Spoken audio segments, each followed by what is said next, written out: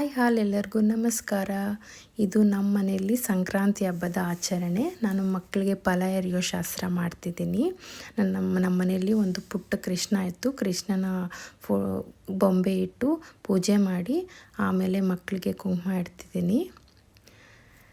ನಾನು ಅವ್ರು ಹುಟ್ಟಿದಾಗಿಂದ ಈ ಶಾಸ್ತ್ರ ಮಾಡ್ಕೊಂಬರ್ತಿದ್ದೀನಿ. ನನ್ನ ದೊಡ್ಡ ಮಗ 8 ವರ್ಷ, ಚಿಕ್ಕವನು 5 ವರ್ಷ.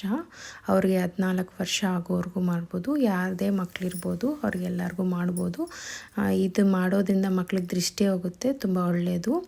ಎಲ್ಲರೂ ತಪ್ಪದೆ ಮಾಡಿ. ನಾನು ಪುಟ್ಟ ಕೃಷ್ಣನಿಗೆ ಫಸ್ಟ್ ಫಲ ಎರಿತಾ ಇದ್ದೀನಿ. ಅದಾದಮೇಲೆ ನನ್ನ ದೊಡ್ಡ ಮಗನಿಗೆ ದೃಷ್ಟಿ ತೆಗಿತಾ ಇದ್ದೀನಿ. ಫಸ್ಟು ಕ್ಲಾಕ್ ವೈಸು ಆ್ಯಂಟಿ ಕ್ಲಾಕ್ ವೈಸು ತಲೆ ಸುತ್ತಿ ತಲೆ ಮೇಲೆ ಫಲ ಎರಿಬೇಕು.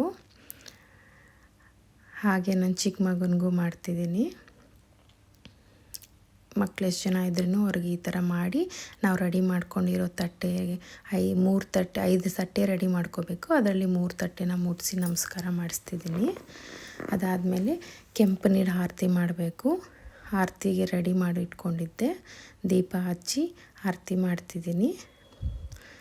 ಕೆಂಪು ನೀರು ಅವ್ರ ಹಣೆಗಿಟ್ಟು ದೀಪ ಮುಟ್ಟಿಸಿ ನಮಸ್ಕಾರ ಮಾಡಿಸ್ತಿದ್ದೀನಿ, ದೃಷ್ಟಿ ಎಲ್ಲ ಹೋಗಲಿ ಅಂತ. ಇದಾದಮೇಲೆ ಕೆಂಪು ನೀರನ್ನ ಹೊಸಲಾಚೆ ಹಾಕಿ ದೃಷ್ಟಿ ಎಲ್ಲ ಹೋಯಿತು ಅಂತ ಮನೆ ಒಳಗಡೆ ಬರಬೇಕು. ಅದಾದಮೇಲೆ ಮನೆಗೆ ಬಂದಿರೋ ಮುತ್ತೈದೆಯರಿಗೆ ಅರಿಶಿನ ಕುಂಕುಮ ತಾಂಬೂಲ ಕೊಟ್ಟು, ಅವ್ರು ದೊಡ್ಡವರಾಗಿದ್ದರೆ ಅವ್ರ ಹತ್ರ ಆಶೀರ್ವಾದ ತಗೋಬೇಕು. ಎಲ್ಲ ಮುಗೀತು. ನನ್ನ ಫ್ರೆಂಡ್ಸ್ ಬರೋದಿತ್ತು.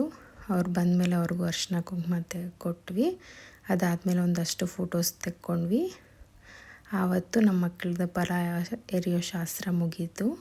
ಮತ್ತು ನೆಕ್ಸ್ಟ್ ಡೇ ಮಾರ್ನಿಂಗ್ ಎದ್ದು ರಂಗೋಲಿ ಹಾಕ್ಕೊಂಡು ಪೂಜೆ ಎಲ್ಲ ಮುಗಿಸ್ಕೊಂಡ್ವಿ. ಪೂಜೆ ಆದಮೇಲೆ ಊಟ ಮಾಡಿ ಸ್ವಲ್ಪ ಹೊತ್ತು ರೆಸ್ಟ್ ಮಾಡಿದ್ವಿ. ಮತ್ತು ಸಂಜೆ ಹಾಗೆ ದೇವಸ್ಥಾನಕ್ಕೆ ಹೋಗಿ ದಾನ ಕೊಡೋದಿತ್ತು, ಕೊಟ್ಟು ಬಂದ್ವಿ. ಕೊಟ್ಟು ಬರ್ತಾ ರಂಗೋಲಿ ಚೆನ್ನಾಗಿತ್ತು, ಒಂದಷ್ಟು ವೀಡಿಯೋಸ್ ಮಾಡಿಕೊಂಡೆ. ಹಾಗೆ ಮನೆ ಮುಂದೆ ಹಸು ಬಂದಿತ್ತು, ಗೋ ಪೂಜೆ ಮಾಡಿ ಹಸುಗೆ ಬಾಳೆನೆಲ್ಲ ತಿನ್ನಿಸಿದ್ವಿ. ಮತ್ತು ಸ್ವಲ್ಪ ಫೋಟೋಸ್ ತೆಕ್ಕೊಂಡ್ವಿ. ಹೀಗಿತ್ತು ನಮ್ಮ ಹಬ್ಬ. ನಿಮ್ಮ ಹಬ್ಬ ಹೇಗೆ ಸೆಲೆಬ್ರೇಟ್ ಮಾಡ್ಕೊಂಡ್ರಿ ಕಮೆಂಟ್ ಮಾಡಿ ಹೇಳಿ. Thanks for watching.